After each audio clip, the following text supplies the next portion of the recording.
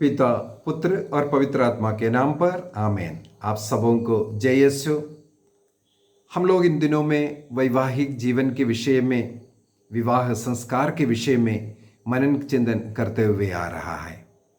आज का एक विशेष क्लास है। ये क्लास गर्भवाद के विषय में और आईवीएफ टेस्ट ट्यूब बच्चा, इसके विषय में हम लोग सीखेंगे। पवित्र बाइबल के अनुसार गर्भवाद हत्या के पाप से भी बढ़कर के एक आत्ममारू पाप है। ईश्वर ने 10 आज्ञा दिया, उसके 5वां आज्ञा के रूप में हत्या ना करने का आज्ञा दिया। हम लोग हत्या को एक निंदनीय घोर अपराध के रूप में स्वीकार करते हैं, लेकिन ये जो गर्भपात जो होता है, अबॉर्शन जो होता है, उससे भी बड़ा जो एक आत्ममारू पाप है। कैथोलिक कलीसिया का धर्म शिक्षा ग्रंथ 2270 से लेकर के 75 तक ये गर्भवाद के विषय में लिखा हुआ है। वहां पर बहुत ही सुंदर तरीके से गर्भवाद कितना निंदनीय पाप है, घोर पाप है। गर्भवाद करने वाले व्यक्ति उसी समय पर कलीसिया के सारे संस्कारों से दूर रहने का और इस प्रकार वो कलीसिया से बाहर होने के विषय में भी लिखा हुआ है। पाप स्वीकार कर, पश्चाताप कर, दोबारा ऐसा कुकर्म ना करने का निर्णय करते हुए कलीसिया से दोबारा मेल करना जरूरी है। अर्थात जो व्यक्ति गर्भपात करता है वो कलीसिया का जो संस्कार, विशेषकर परम प्रसाद संस्कार स्वीकार नहीं कर सकता। तो इसलिए कैथोलिक कलीसिया का धर्म शिक्षा ग्रंथ के अंदर इसके विषय में घोर निंदनीय पाप के रूप में लिखा हुआ है। ईश्वर ने मनुष्य को अपना पितृत्व दिया करके हम लोगों ने पिछले क्लासों में मनन चिंतन किया। ईश्वर ने मनुष्य को दिया हुआ सबसे पहला आशीर्वाद फलने फूलने का आशीर्वाद है।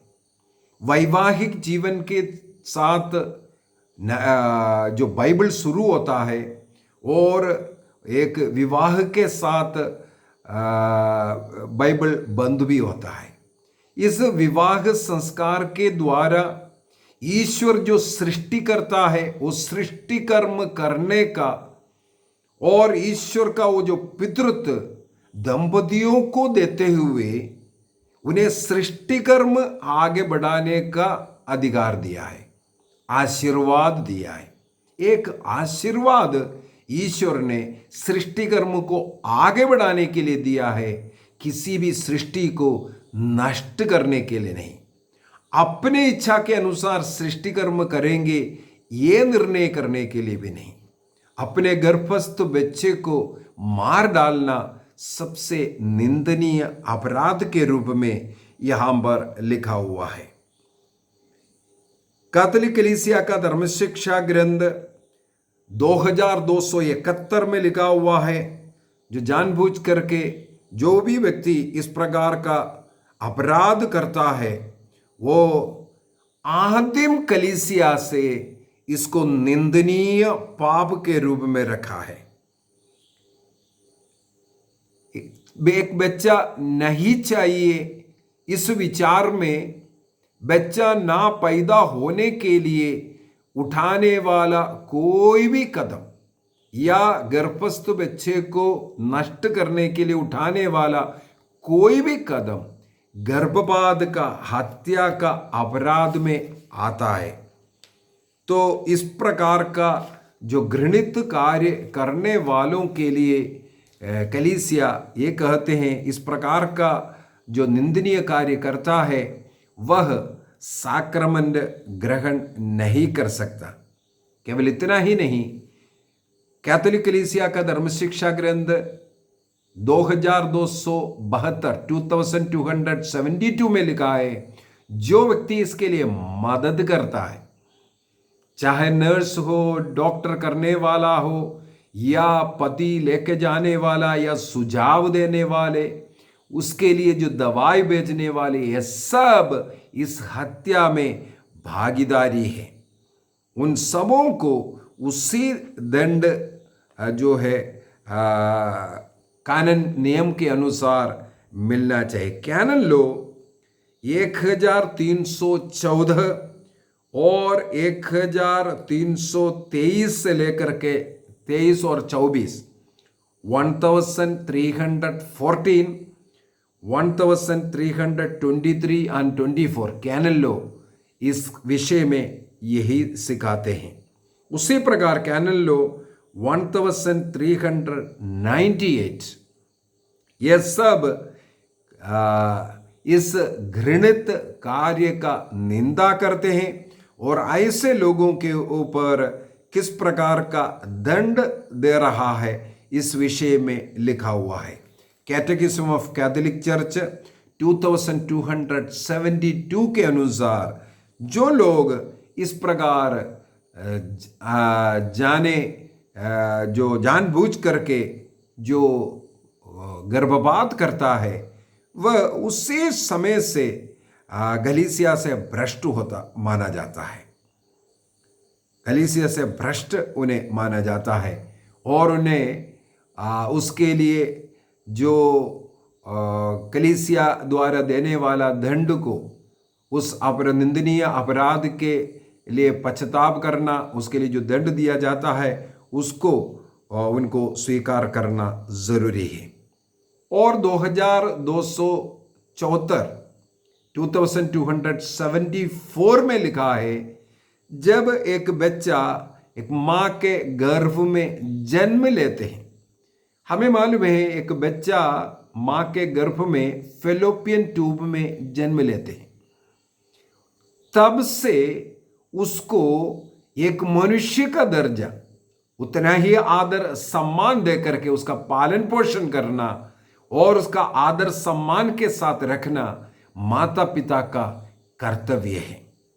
कैथोलिक कलीसिया का धर्म शिक्षा ग्रंथ 2274, जब मां के गर्भ में माता पिता का जो शारीरिक संबंध के साथ मां के फेलोपियन ट्यूब में जब एक बच्चे का जन्म होता है, मां के ओवरी से निकलने वाला अंड पिता का बीज से मिल करके एक बच्चा वहां पर पैदा होता है।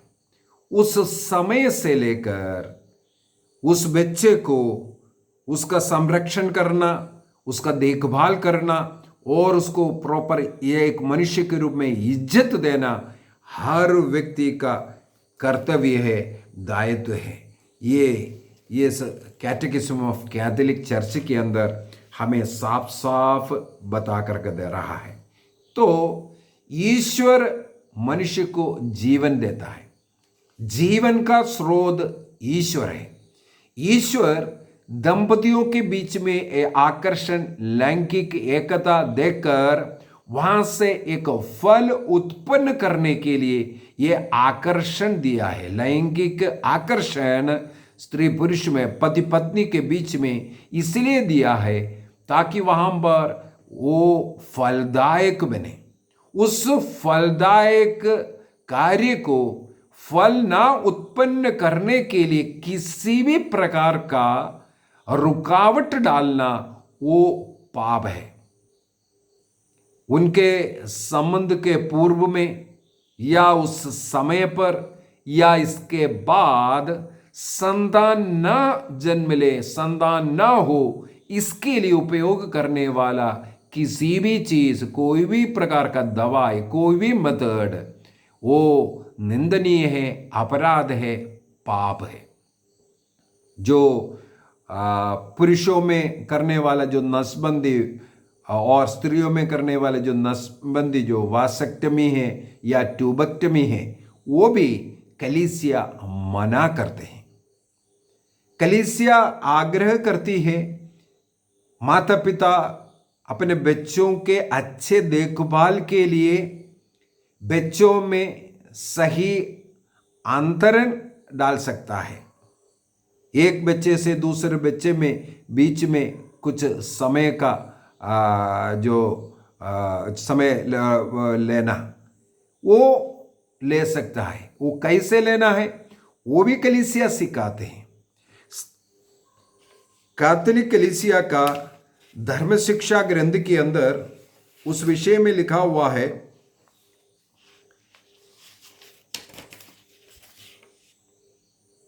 कैथोलिक कलीसिया का धर्म शिक्षा ग्रंथ संख्या 2370 2370 में लिखा हुआ है, स्त्री गर्भवती होती है महीने में एक दिन, जब उनके ओवरी से अंडा पक करके जब निकलते हैं उस दिन स्त्री गर्भवती होते हैं। केवल महीने में एक दिन होता है। उस दिन में संयम बरतते हुए वे बच्चों में जो अंदर डालने के लिए, जो दूरी डालने के लिए वो उपयोग कर सकता है करके, उसका केवल एक उद्देश्य होना है, बच्चों की अच्छाई भलाई हो और उनके उस एक बच्चे के बाद दूसरे बच्चे में जो अंदर है, जो समय दे रहा है, वो उनके अच्छाई के लिए, उनको अच्छा पालन पोषण करने के लिए, उनके पढ़ाई लिखाई के लिए वो जो उपयोगी बनने, ये भला उद्देश्य के साथ होना भी ये भी ज़रूरी है। तो 2370 में लिखा हुआ है, दंपतियों के आपसी संयम उस दिन जब वो गर्भवती होती है, उस दिन का संयम के द्वारा ये कार्य कर सकता है। अन्यथा गलत निर्णय के साथ, अभी बच्चा नहीं चाहिए, एक ही बच्चा चाहिए, एक लड़का चाहिए, एक लड़की चाहिए, इस प्रकार का सारे विचार को कलीसिया पाप मानते हैं। ऐसा विचार पाप है, क्योंकि संतानों को ईश्वर प्रदान करता है। उन संतानों को स्वीकार करना दंपतियों का कर्तव्य है। ईश्वर ने दाम्पत्य जीवन के लिए, वैवाहिक जीवन के लिए किसी दंपति को इसलिए बुलाया है, एक बुलाहट है, ताकि वह ईश्वर के उस सृष्टि कर्म को आगे बढ़ाए, संतानों को अच्छे ज्ञान प्रदान करे, ईश्वरीय ज्ञान, अन्य एजुकेशन दे करके उनका पालन पोषण करना और उनके जीवन को देखना, और दंपतियों के बीच में ऐसे वैवाहिक जीवन में आनंद, शांति, खुशी का जीवन बिताए। ये उस उद्देश्य से ईश्वर ने वैवाहिक जीवन के लिए किसी को बुलाता है। तो उस जीवन में उस लक्ष्य के खिलाफ, ईश्वर के जो लक्ष्य है उसके खिलाफ कार्य करना महापाप है। विशेषकर जो संतान जन्म लेना है उसके लिए रुकावट डालना, जो गर्भस्थ बच्चे को किसी भी प्रकार, चाहे दवाई दे करके, जड़ी बूटी खा करके या डॉक्टर के पास जा करके, अबॉर्शन का मेरे पास एक वीडियो है। कई कई जगहों पर रिट्रीटों में, विशेषकर जो बच्चे युवक युवतियों के लिए मैं वो वीडियो दिखाता हूँ। कई जगहों पर मैंने देखा बच्चे वो देख करके रोते हैं, विलाप करते हैं, और मैं बच्चों से इसके बाद क्लास में बात भी करता हूँ। हमें एक निर्णय करना है इस प्रकार का घोर अपराध ना करने का। बच्चों को टुकड़ा टुकड़ा काट कर करके अलग कर करके निकालता है, और अबॉर्टेड बच्चों को कई देश में उसको खाने वाले लोग भी हैं। मनुष्य के शरीर को, बच्चों के शरीर को रेस्टोरेंट में खिलाता है, और ऐसे बच्चों को कुत्ता उठा करके जा रहा है, कहीं ना कहीं फेंका हुआ। इस प्रकार का घृणित अनेकों कार्यों का वीडियो उसके अंदर आपको मिलेगा। तो हमें इस प्रकार का घृणित कार्यों से दूर रहना है, चाहे कितना भी बच्चा हुआ है। बच्चा हमारा शक्ति है, ईश्वर का वरदान है। जितना अधिक बच्चा है उतना अधिक ईश्वर का आशीष मेरे जीवन में आया, हमारे वैवाहिक जीवन में आया। इस प्रकार का विचार करना जरूरी है। जिस ईश्वर ने हमें संतान दिया उसका पालन पोषण करने के लिए प्रभु हमें सक्षम बनाएगा। अनेकों का जीवन इसका उदाहरण है। जाने अनजाने में किए हुए ऐसे अपराधों के लिए, अपवर्षण के लिए हमें प्रभु से माफी मांगना है, पश्चाताप करना है, जीवन भर उसके लिए प्रायश्चित करना है। साथ ही साथ इस अबॉर्शन रूपी जो गर्भपात रूपी जो पाप है उसके अनुसार, उसके समान एक और दूसरा पाप है जो बच्चे जिनको नहीं हो रहा है, वे लोग कृत्रिम रीति से संतानों को उत्पन्न करने का प्रक्रिया में जाते हैं। विशेषकर आजकल आईवीएफ कराना, डॉक्टरों के पास जाओ, डॉक्टर सही इलाज आजकल नहीं करता। जिस दवाई खा करके जिन दंपतियों को संतान हो सकता है, उनका हालचाल पूछने के बाद उन्हें सही इलाज नहीं दिया जाता और उनसे कहेगा आईवीएफ कर लो, क्योंकि इलाज करेगा तो बहुत ही कम पैसा मिलता है।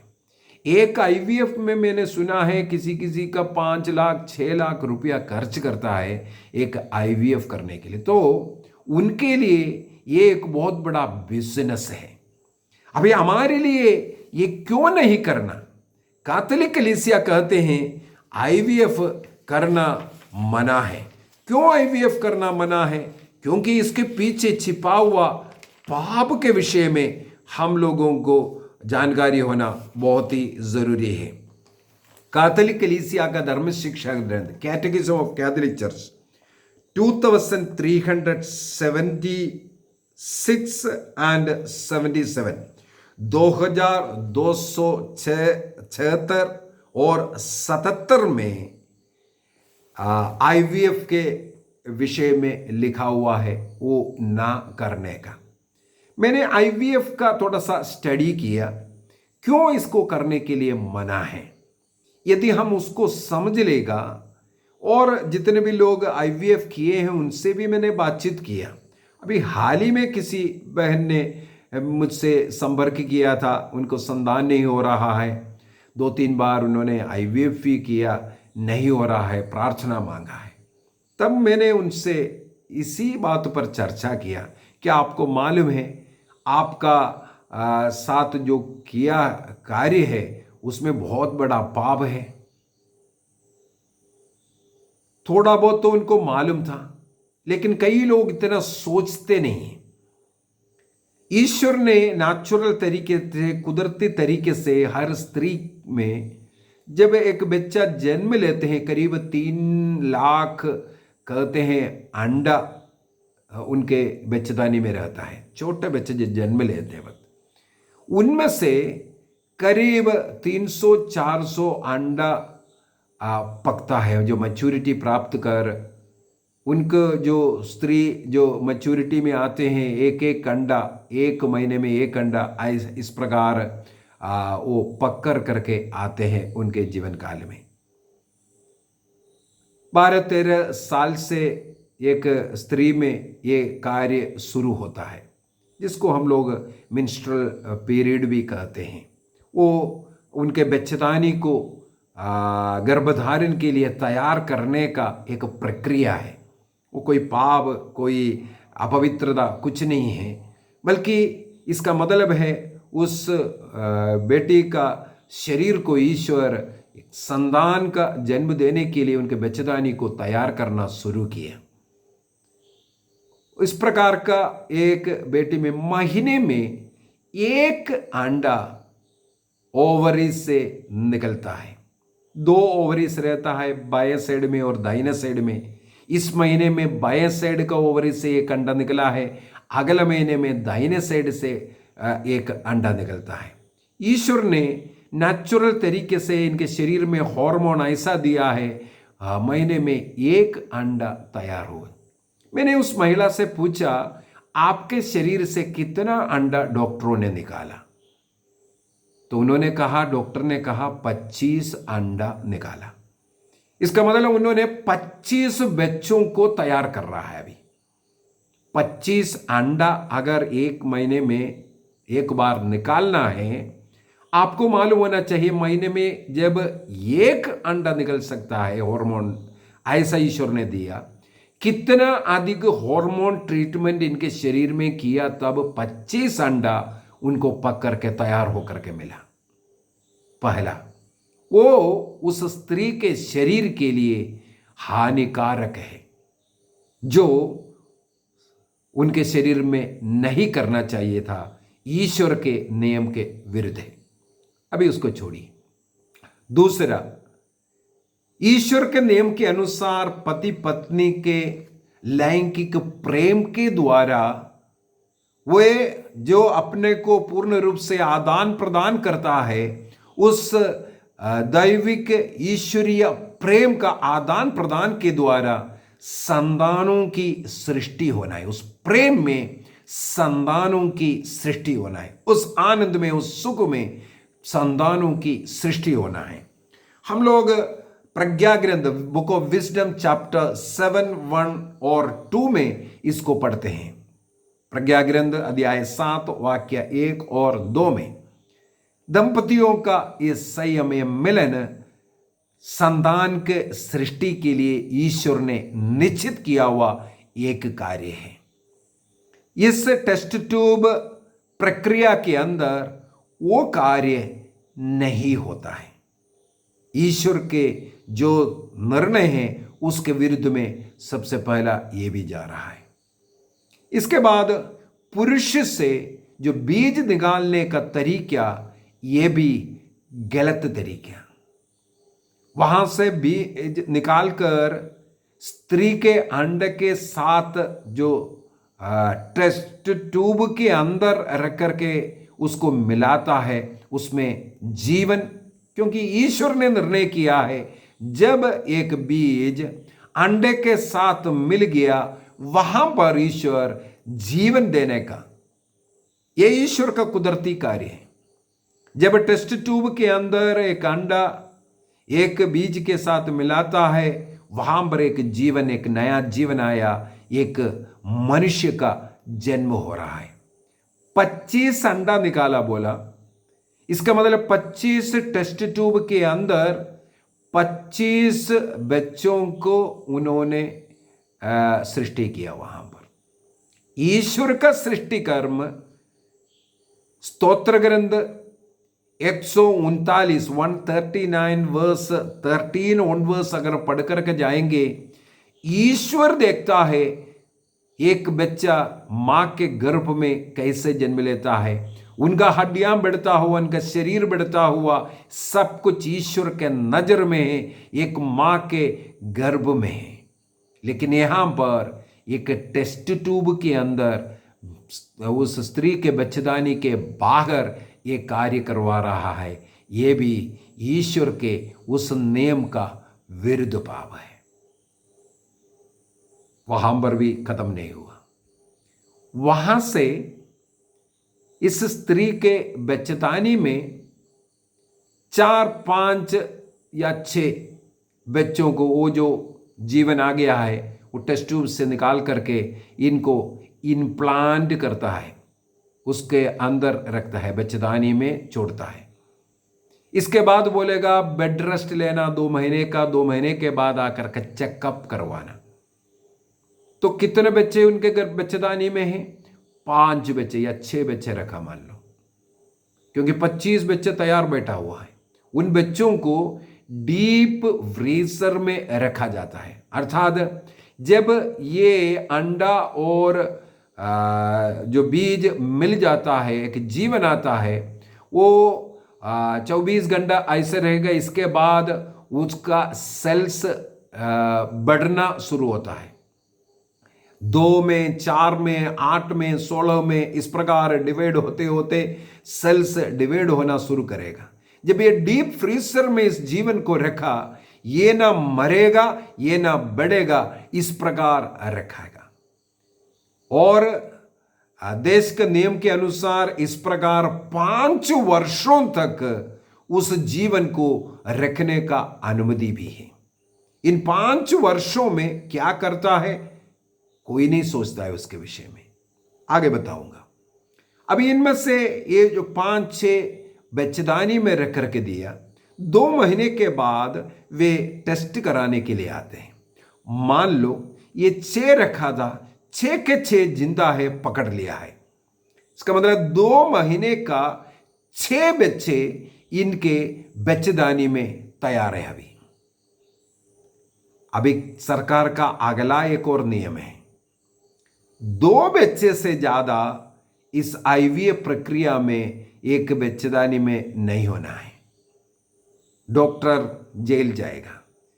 इसलिए टेस्टिंग के तौर पर उनसे माता पिता से जरूर पूछेगा, आपको 1 बच्चा चाहिए, 2 बच्चा चाहिए। मान लो हमें 1 ही बच्चा चाहिए बोलेगा, जो बाकी 5 जिंदा बच्चा है उनको रिडक्शन मेथड ऐसा कुछ बोलता है, उनमें से 1 बच्चे को छोड़ करके बाकी 5 बच्चे को, जो 2 महीने का बच्चा हो चुका है, उसका दिल तड़क रहा है, सब कुछ हो रहा है, ऐसे बच्चों को वहां से उस दिन अबॉर्ट करता है चुपचाप। 1 बच्चे के साथ या 2 बच्चा किसी ने बोल दिया, उनको 2 बच्चा छोड़ देगा, उसके साथ फिर जाता है। अभी माता पिता बड़े खुश, हमें आईवीएफ के द्वारा 2 बच्चा मिल गया। क्या किसी माता पिता ने ये जो हत्या हुआ है 5 बच्चे का, इसके बारे में कभी सोचा? वो भी छोड़िए। अभी दूसरा जो बच्चा 20 बच्चा और पड़ा है आपका, क्या कभी किसी माता पिता ने जाकर के उसके विषय में पता किया? अभी कलीसिया का, कैथोलिक कलीसिया का धर्म शिक्षा ग्रंथ के अंदर कहते हैं, मानव शरीर में कोई परीक्षण करने के लिए अनुमति नहीं दे रहे। मानव शरीर के अंदर किसी भी प्रकार का टेस्टिंग करने का अनुमति कलीसिया नहीं दे रहा है, वो पाप मानते हैं। अभी इन बच्चों को, ये जो 20 बच्चे टेस्ट ट्यूब में पड़ा है, उसको लाखों रुपया में साइंटिस्ट के लिए भेजा जाता है। साइंस, टेक्नोलॉजी, ये जो जांच, ये सब करने के लिए भेजा जाता है। अगर मान लो वो ऐसा नहीं भेज रहा है, इन डॉक्टरों के पास अनेकों ऐसा मरीज आते हैं जिनका अंडा तैयार नहीं होता, या पुरुषों में कुछ कमी है, उनका बीज नहीं मिल पा रहा है। यहां पर तैयार 20 बच्चे पड़ा है, इन बच्चों को उनके बच्चेदानी में डाल करके देगा, उनका बच्चा बोल करके। क्या कभी किसी माता पिता ने अपने जो आईवीएफ में जो बना मिला जो बच्चा है, उस बच्चे का जांच करके देखा, क्या ये मेरा पति का है, मेरा है? कभी नहीं करते हैं। इसमें भी एक बिजनेस चलता है। इसलिए कैथोलिक कलीसिया ने आईवीएफ करना महापाप, घोर पाप घोषित किया है। इस प्रकार आईवीएफ करने वाले व्यक्ति भी परम प्रसाद ग्रहण नहीं कर सकता, क्योंकि उन्होंने हत्या, 1 बच्चे का हत्या नहीं, अनेकों बच्चों का हत्या, अनेकों बच्चों को परीक्षण के लिए जानवर के रूप में उन्होंने दे दिया है, एक बिजनेस के लिए दिया है। जो संतान उनको मिल रहा है वो ईश्वर के निर्णय के अनुसार दंपतियों के एक साथ रहने के कारण नहीं, बल्कि डॉक्टरों के अपने दिमाग से और जो बच्चेदानी के बाहर किया हुआ रीति है। आईवीएफ कई प्रकार का है। दूसरे दंपतियों का बच्चे को भी रखना, या बाहर तैयार कर करके अंदर रखना, या अंदर ही तैयार करवाना, यह सब अनेकों प्रकार का इसका मेथड है। किसी भी प्रकार का मेथड हो जिसमें दंपतियों का परस्पर मिलन नहीं है, वो पाप मानते हैं। तो इस प्रकार चाहे आईवीएफ हो, चाहे गर्भपात हो, ये घोर पाप है। कैथोलिक कलीसिया का धर्म शिक्षा ग्रंथ 2376 में लिखा है, चाहे अंडा का दान देना या बीज दान देना, पुरुष के द्वारा स्त्री के द्वारा अंडा दान देना, या किराए का बच्चेदानी, आजकल वो भी एक फैशन शुरू हो गया। किसी स्त्री के बच्चेदानी कमजोर है, गर्भवती नहीं हो सकता है, उनके बच्चे को किसी और के बच्चेदानी में बढ़ाना, जिनके पास पैसा है, पैसा का खेल है, ये सब मेथड को कलीसिया मना करते हैं। और 2377 के अंदर ये लिखा हुआ है, अपना स्वयं का बीज या अंडा शरीर का बाहर निकाल करके जो टेस्ट ट्यूब के द्वारा ये जो प्रयोग करना, ये सब पूर्ण रूप से मना है। ये इस प्रकार का कार्य ना करने के लिए कलीसिया सिखाते हैं। मेरे विचार में आज का क्लास आपको समझ में आ गया होगा। चाहे गर्भपात हो, चाहे आईवीएफ हो, निसंतान दंपतियों के लिए अगला क्लास मैं उसके विषय में बता कर दूंगा। निसंतान दंपति ये जो आईवीएफ के लिए जाते हैं उनको क्या करना चाहिए, कलीसिया क्या सिखाता है, अगला क्लास में उसको बताऊंगा। आज हमें ये सीखना है, गर्भपात हत्या से बढ़कर के एक बहुत घोर अपराध है, उसी प्रकार आईवीएफ में भी हत्या है और अन्य अनेकों पाप मिला हुआ है। इस प्रकार का कार्य हमें कभी नहीं करना है। हम अपनी आंखों को बंद करें, एक निर्णय कीजिए, मेरे जीवन में इस प्रकार का कोई कार्य नहीं करूंगा। गर्भधारण के पहले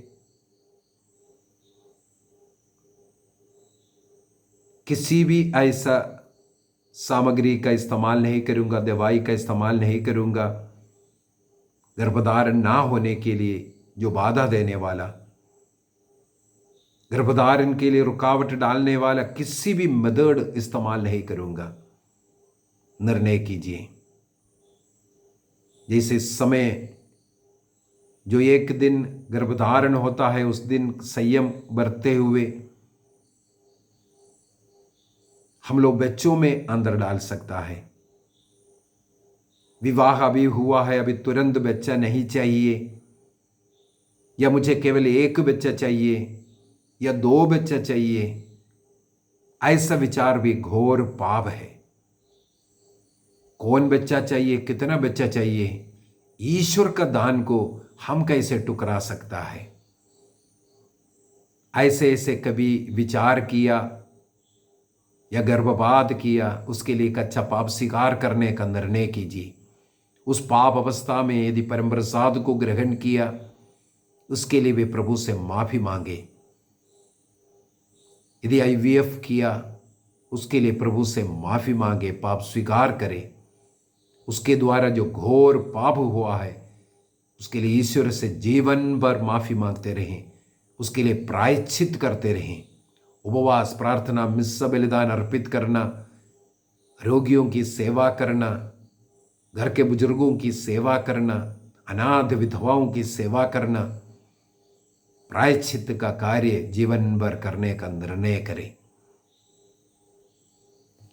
पिता, पुत्र और पवित्र आत्मा के नाम पर आमीन। आप सबों को जय यीशु।